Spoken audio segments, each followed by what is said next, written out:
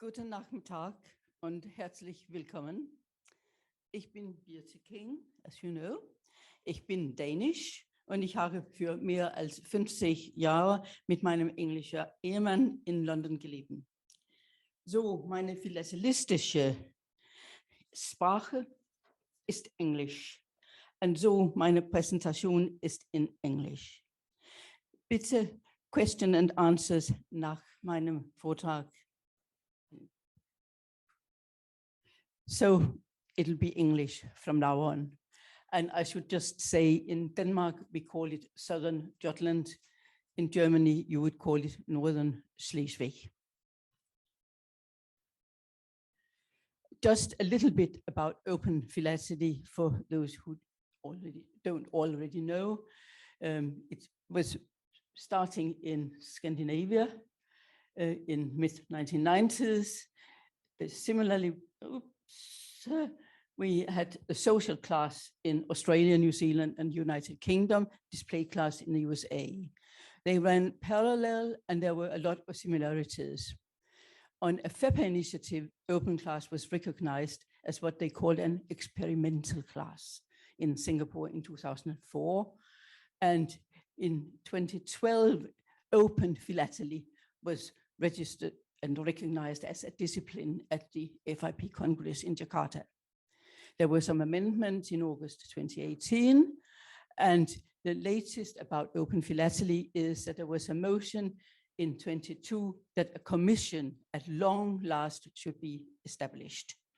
The FIP is working on that at the moment, and they have set up a working group to recommend various ways of how this can be worked out. So open philately is simply a few quotes from the guidelines, and that indicates exactly what we mean by open philately. Guidelines have been drafted with regard to open philately to help the jury to judge the individual exhibits and to help exhibitors to develop their exhibits. Open philately exists to show the dual aspects of philately and non-philatelic material. And of course, it must develop the subject as in all other classes. The only real rules, because this is open, is that the philatelic material must be 50%, whereas the non-philatelic material may be up to 50%. It's not a requirement, but it's a good thing to do because the variety of non-philatelic material is important because it influences the overall exhibit, particularly in the judging on treatment and material. Just quickly, this is the schedule for the pointing at the moment, and I will come in a little bit more in detail. Again, it's the dual aspects. That's for me, is a real key to this. And you can find what the guidelines are on the FIP website. So what material can be shown? Philatelic material can be the same as all other classes. The non-philatelic can include all kinds of items, provided they are legal. And of course, everything must be described in proper philatelic terms. And the non-philatelic items must be described to develop and be relevant to the development of the whole exhibit. So why did I choose this topic? Not something that anybody anywhere, not even in Denmark, remembers a lot about or learns a lot about in history at school, unfortunately. She says as a historian. It's an important part of Denmark's history and its relationship with Germany over many centuries, which I learned at school. But it was the collection of propaganda material from the 1920 plebiscite that really excited me. And it took a long time for me to find out how I could incorporate that in a story and get a good storyline. I'd get it into open philately because I had all this fantastic non-philatelic material that I really wanted to show. So how do you start? And that goes for all exhibition classes. You make a storyline, you do some chapters, you do a draft plan, and you sort your material. And then you go back and you do, because this has got a history background, you go through the history. And I don't expect you to read all this because it is Danish history, but it goes through a few centuries. And the key is really the point here that there was a constitutional crisis in Denmark, and it leads to the 1864 war. And Bismarck, who was the chancellor in Prussia, thought, well, I like this reunification of all the German states, and there's a chance for me maybe to begin with Schleswig-Holstein. So that's why I begin in 1864. There was a lot of battles. The Danes were not very well prepared. They did not have the equipment. They were a bit arrogant because they had won the previous war just. So they really lost at this famous battle at Jutland, just north of the present border. And then a bit more history about what it was like to be part of the Danish minority in Schleswig. And it was tough because there were lots of legislation saying you are not allowed to do that, and you're not allowed to do that, and you must do this, and you must do that. And that's what I call a process of Germanification. And at the outbreak of the First World War, the Danish minority, of course, were called up very early on. And I will come back to that. And of course, with the famous people's right to self-determination in the Versailles Treaty, there was a very strong movement that the people in North Schleswig should have the chance to vote if they wanted to go back to be Danish, or if they wanted to continue to be part of the United Germany. And then there was the plebiscite, and the northern part of Schleswig was divided in two zones, and the most northern zone voted overwhelmingly, as you can see, for return to Denmark with 74.2%. And in the second zone, it was 80.2% for Germany. And that has given us the present border. And knowing a bit about the plebiscites around the world, because there were lots of them in Europe in 1920, this present border between Denmark and Germany, it is the only plebiscite border that stands from the Versailles Treaty of all those plebiscites. So back to the actual exhibit. This is the title page, and because there's rules for what then you can do a good title page. And I like to put an illustration on, as you could see, and I've happened to have an old original map in the right size to fit in on the exhibit, which I find is a good idea, so people actually know where it is. You have got Denmark there, and you have got the border as was there with Schleswig-Holstein. And then I have got a plan that has got headings that correspond to the pages, and then just a little bit about what's on the individual pages. And of course, a bibliography, because not only is it helpful for the judges, but there might just be somebody who would really like to know, where can I read more about that? And of course, you can go on Google, and there'll be a lot in Danish. But at least there are a few references there. And I also indicate with that little sign there, it's easy to see, but it's not too overwhelming, what is not just rare, but significant. That's my second page, going back to the 1864 war, and we've got a lovely illustrated letter-headed paper there from the battle at the Jutland I mentioned. And it's my first medal in the exhibit from the military campaign, and it's a Prussian-Austrian medal. We have a number of correspondences from the 1864 war between us, Chris and I, And I've just picked these 3 out of a correspondence from a young Danish soldier who was a very good boy. He wrote back to his father in particular and one of his sisters, and describes how the war was from him, because he was fighting, he was taken prisoner, he was released, and so on. But also these kind of flyers, little like newspaper articles that just tells about what's going on, and they come out very, very quickly after things have happened. So I just give a little bit of examples about here, because the ministry in Copenhagen was completely out. They could not understand what was going on. They were not there. And the ministers resigned and so on, a bit like today in some countries. There was a lot in the propaganda about this, that Schleswig and Holstein should not be divided forever, op ewig ungedelt, and it's characterized by an oak tree. And then, of course, there's postal notices about the Treaty of the Peace in Vienna in October 1864. So the first of the story is necessarily quite a bit of postal history, because that is what shows how things changed.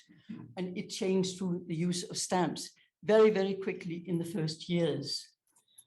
So here you have new, already in 1864, you have new stamps in Schleswig and Holstein. So you have some with the Duchy of Schleswig, the Duchy of Holstein, and the Duchies of Schleswig and Holstein. And they come in different values, and sometimes you can be lucky and find some particularly interesting ones. And as they're indicated with this in the heading, that tells what you see on the page, and also which is particularly interesting. So I go through that after that in 1868, got new stamps again, and it's the Norddeutscher Postbezirk.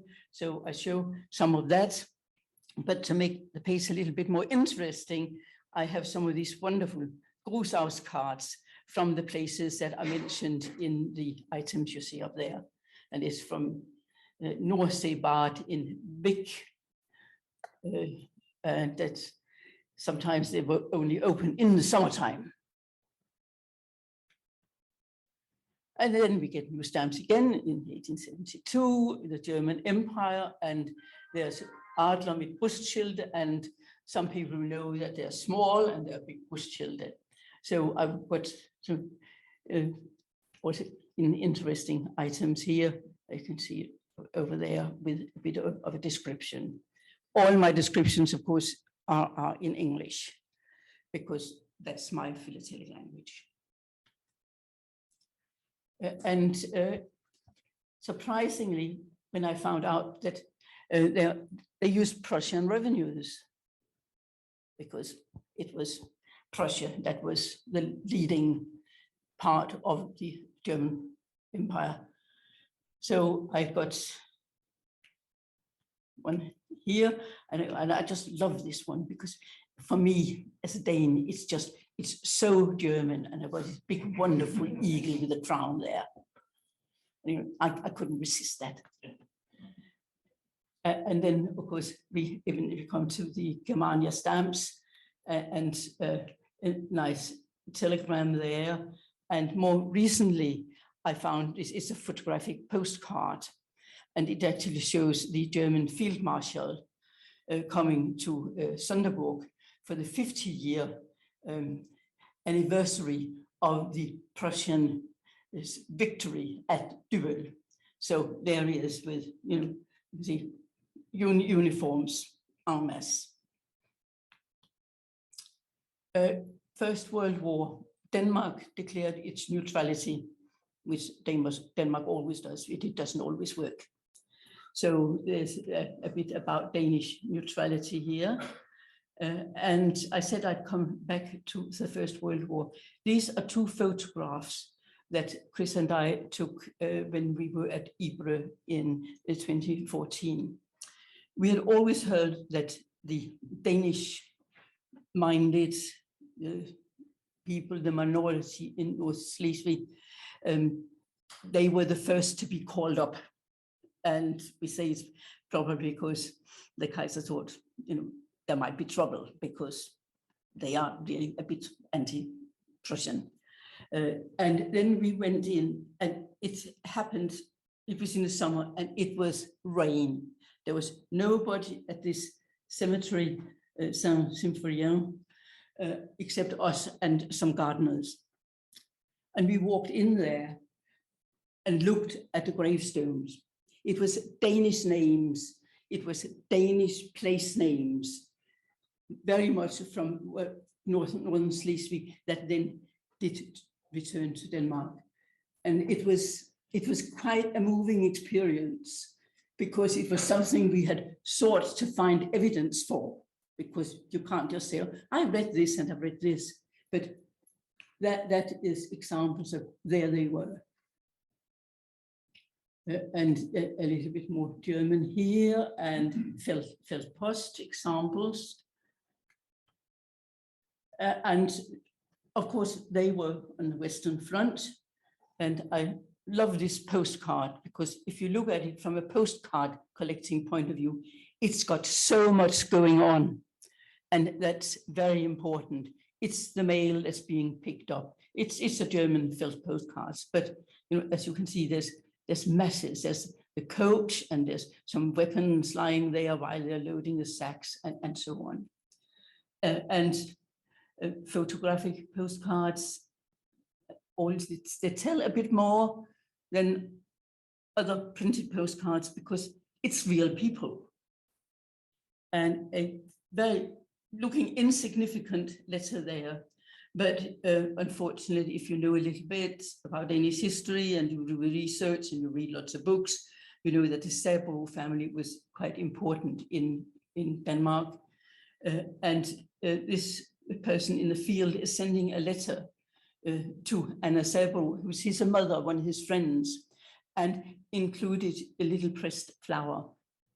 And that's survived until today. And that's just amazing. And then, of course, they were on the Eastern Front. And again, you have got a military pass here. And the soldiers liked to be photographed.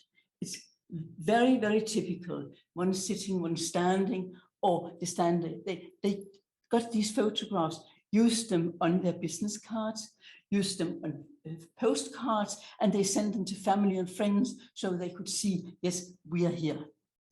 And some of the living conditions were kind of cottages, mini cottages made out of wood in a forest where they lived. And they write a bit what they had to eat and so on. And of course, it's war, we've got prisoner war camps. And I once saw an exhibition that was all about prisoner of wars from Schleswig, from all over the world. And it just proves in how many places there were German, Danish, Schleswig prisoners of war. And sometimes they use this card here. And that's a photograph, and that's from Tokyo, Honshu, Japan. I think that one is from India, and that is from Africa. Just a few examples to show how far away they were. But there were also people who were very helpful to these Danish-speaking Schleswigers. And one of them was Bishop Tronsegård Hansen. He was the vicar at the Siemens Church in Newcastle. And he tried to help the Danish prisoners of war in prisoner of war camps in England. And there was, among other places, a camp in Feltham, which is in Middlesex, just outside London. Somebody else who was helpful in France was a French professor, Paul Verrier. He had studied in Denmark at the university. He spoke Danish. He was very interested in the question of Slesvig. And he negotiated that Danish prisoners of war were sent to one specific place in southern France. That's the building today, but it was quite similar. And we went there as well, as you do on your summer holiday. You find a place connected with some of the Philatelie you have, and it's in the middle of nowhere. We went into the library to find out, have you got anything about what's called the Aurillac camp? What, you don't speak French? No, we don't. So, yes, oh, but they know about Alsace-Lorraine. It's that kind of thing between Denmark and Germany. Oh, we've got a book. Would you like to buy it? You want to be a member? Yes, yes. We would do anything to learn a bit more.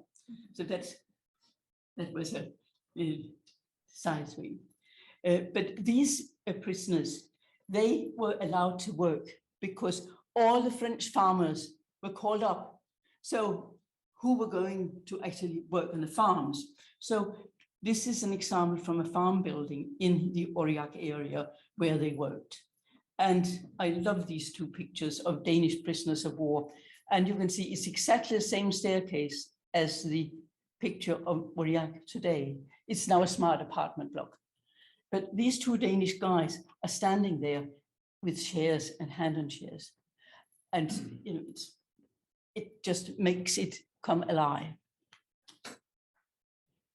Another Dane who helped a lot of the prisoners of war, he was Niels Hansen Rasmussen.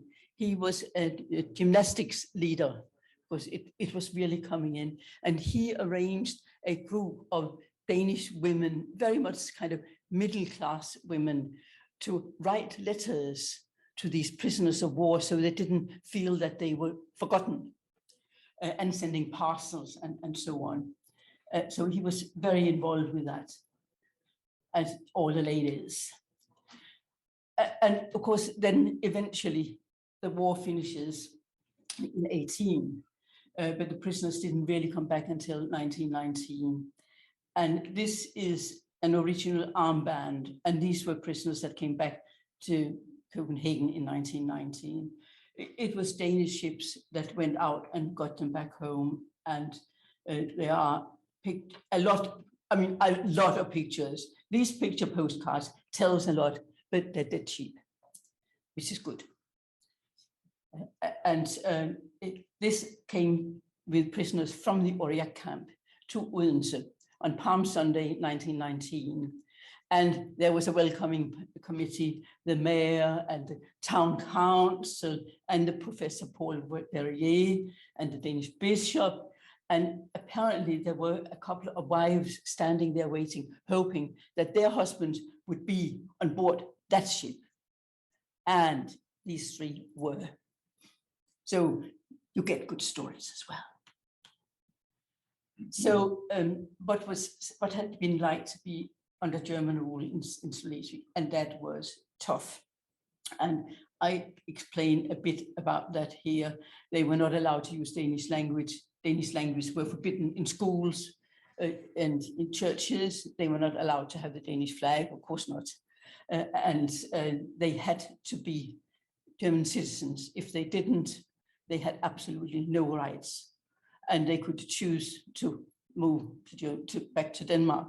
It's all a period from 1864 up to 1920.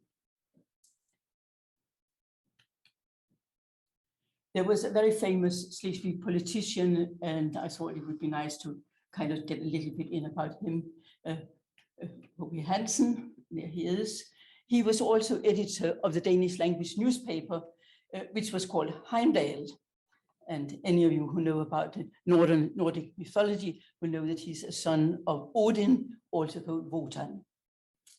So it's a very patriotic newspaper. And then I was lucky to find this photographic card here. And that's actually his daughter and his son-in-law. And he was obviously called up. So they were recovering and they up in Königsberg. it called today? It was called Kaliningrad at some stage, unless it's been changed since I looked last time. And he later became involved in local politics in Schleswig as well. So that was quite a nice story to get in.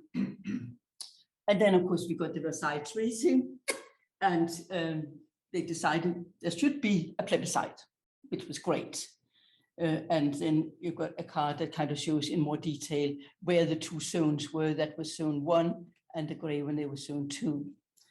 And the politician, H.P. Hansen, is here together with the Danish king, because Hansen was part of the delegation that went to Versailles to talk the side of Schleswig, how important it was. And here you've got some prisoners of war coming back, and the card is actually written in German, but of course they were mostly dual language, but they are showing the Danish flag, so we know which side they won. And then we get during the election period, we get the plebiscite stamps, which I'm sure most of you have heard of. I like the postcards because it is the hotel where the whole CIS commission stayed, and it's got one of the high value stamps on there. That's the front, that's the back. I've got both of them, and they have both got samples of all the stamps there. It's those you see there. And then, of course, there's examples of usages and different kinds of hand stamps. There's one there, and they had labels, and you had mixed frankings. So you get a bit of postal history in here. And of course, then the German troops have got to leave, and you try and find out, when they left and when the British and French troops came in to oversee that the plebiscite and the elections there went okay. So first we've got German troops leaving. This card tells us when the British and French troops arrived. That date is earlier than anything else that's recorded. So who knows when they arrived? And here's a photographic postcard which shows a group of the CIS commission. The commission, we call it CIS for short because otherwise it's a big mouthful. But you've got the chairman of the commission there. He was British, which you can see from his dress sense there. And he was chairing it. And then we have got here showing the French contingent. That was the Chasseurs Alpins, and here's they're marching through Sønderborg. And over here, some of them are lined up to see King Christian. He was a very tall guy, but it really shows in this picture. And we have got the British contingent, the Sherwood Foresters, very popular regiment, and they marched through the streets and with big music in front, because they would just show, we are here, we are your friends, we make sure everything's okay. So they were quite popular. And again, we've got a bit of postal history here and here and here. It looks as if there are lots of those because I'm showing 3 of these paid to London. It was the only hand stamp that was used by the British forces here, but they are actually quite rare. And this one even came via a closed bag to Britain. So there might be 3, but they are very rare, and I love them. Used to be mine.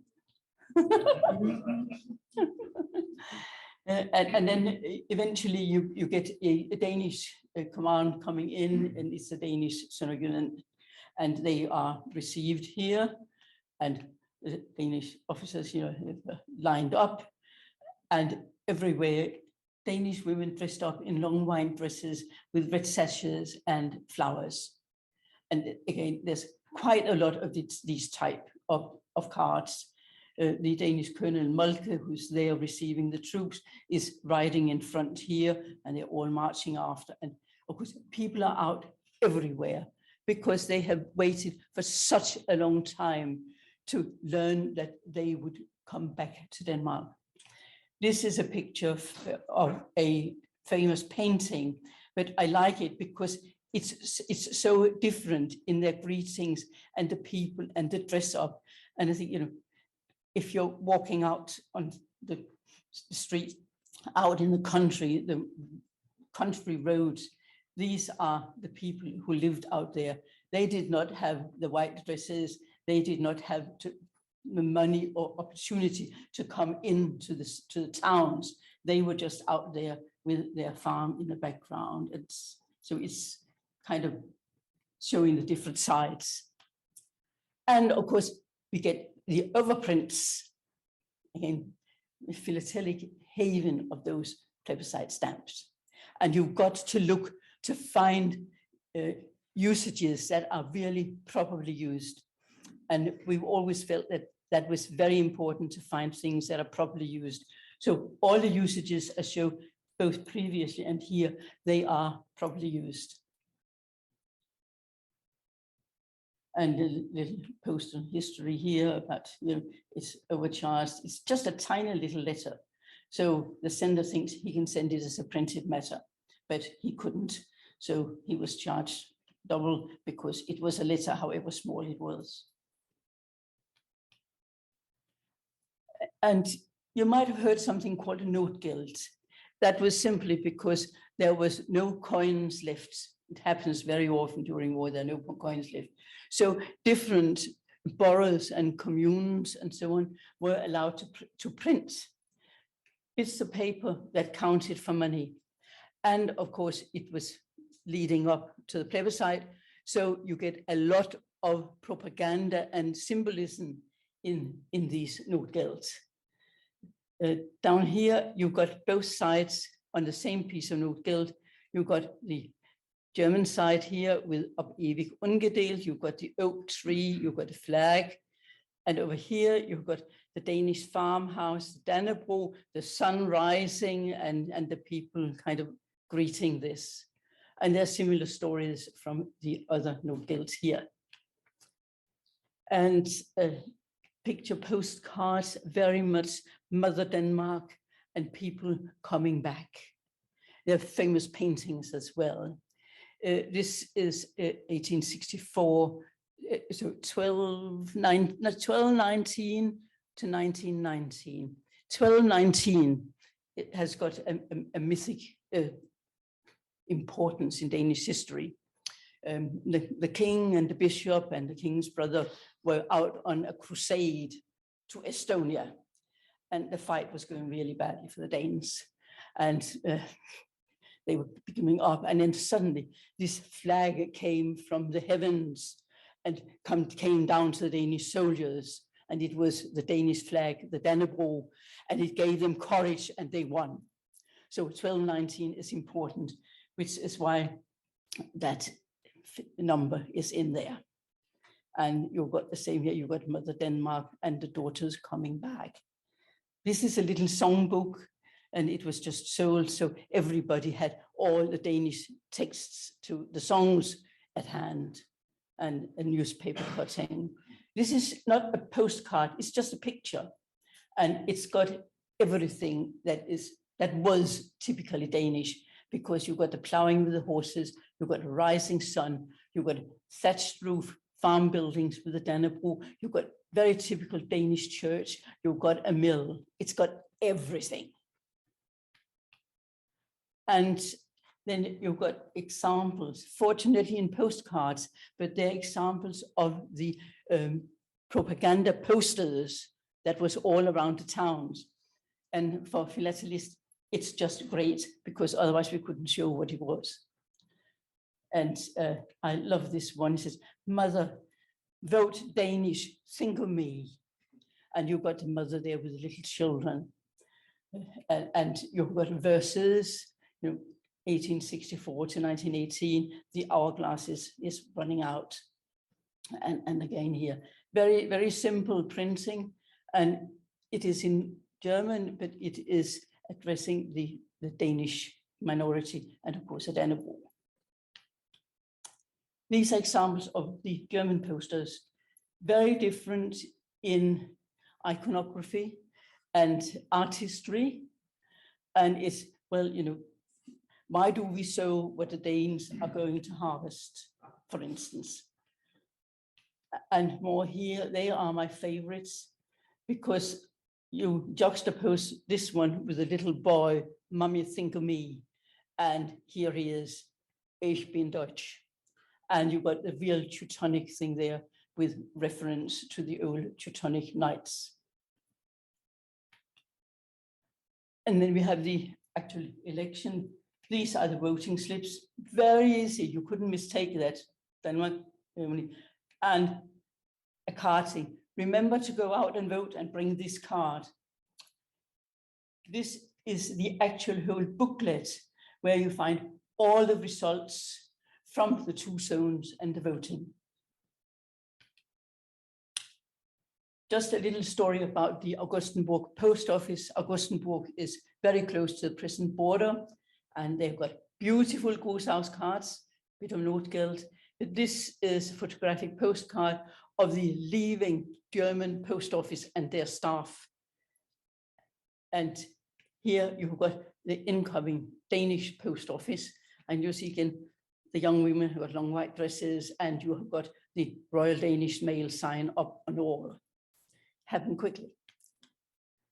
And then, of course, the Danish king arrives, and there's, I was going to say thousands, I'm probably right, postcards that show the king arriving at the border on his white horse. He goes through, there are these garlands in all the towns and villages for the king to ride through. And there are people there, and they've got all their old banners out. And here's again a woman in a white dress. She's actually got a Dannebrog wrapped around her waist.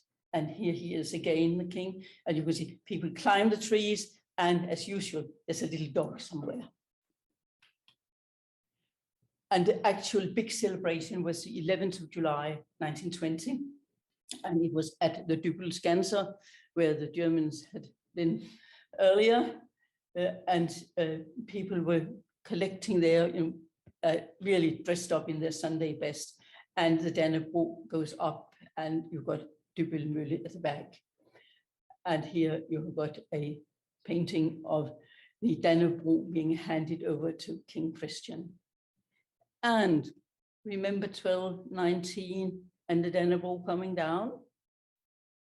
There's a little aeroplane, and it actually drops a Dannebrog, so it falls down. Patriotism has got no borders. And again, you've got Mother Denmark with the shield with the 3 lions, receiving daughter Slesvig. Slesvig has got 2 lions. That motif goes again in this silver medal. And you've got again here the Re-Unification. You've got the front and the back in bronze. Little story, quite interesting. You've got King Christian, because he actually picked up a little girl on his ride in, and he rode with her on the front of his horse for a little while. But later on, I found a photographic postcard with exactly, it's exactly the same motif. And here it says Eneret, which means you are not allowed to copy this anywhere. So this is printed somewhere else in Denmark. And I doubt that he ever asked for permission to reproduce it. But it was just pure luck that I hadn't happened to get both of them. And then, of course, for 5th of October, 1920, we get new stamps, Genforeningsfrimærker. And they are there, and I got a little essay there, and examples of the green and the red and so on. And again, obviously, the post office chose to have very important buildings that again have got very symbolic importance for the Danes. You've got the Kronborg Castle, you've got the Sønderborg Castle, you've got the Roskilde Cathedral, and examples. And then I just thought I'd some things I'd like to put in. So I've got another one with the mother sitting here with the children, saying our mother tongue is very important. And I've got a picture postcard here. It's a very famous part of a hymn by a famous Danish vicar and poet and writer. And we've tried to translate it, but you will know it's very difficult to translate poetry. But it does say, God's peace with our dead in Denmark's rose garden. God's peace with those who bled from deep hurted grief. Our love with all, the big and the small, who would stand and fall with the lion ashen gray. So it's big words. And we've got commemoration medals here, and we've got a gold one there, that's fairly rare, and the back again with the Danish and the Schleswig lions. And finally, my last page, which has taken quite a lot of doing, and I'm very pleased that they managed to fit it into the frames here at IBRA. And again, a favorite postcard. You've got Mother Denmark in red with a Dannebrog, and on the background on a very threatening black German eagle. So now Denmark calls for her children here, forever, farewell, forever, you German eagle. And recently I've got it's a sterling silver brooch with enamel showing King Christian on his white horse. And again, a sterling silver pin with the Jutland, and a spoon with the 2 Schleswig lions. That's a little bit bigger than the 5 millimeter, but if you are lucky and the perspex will give a little bit, you can just fit it in. In 2020, of course, on the 10th of July, there was a new set of stamps coming out, and I just show the mini sheet of it here. So that's the Re-Unification.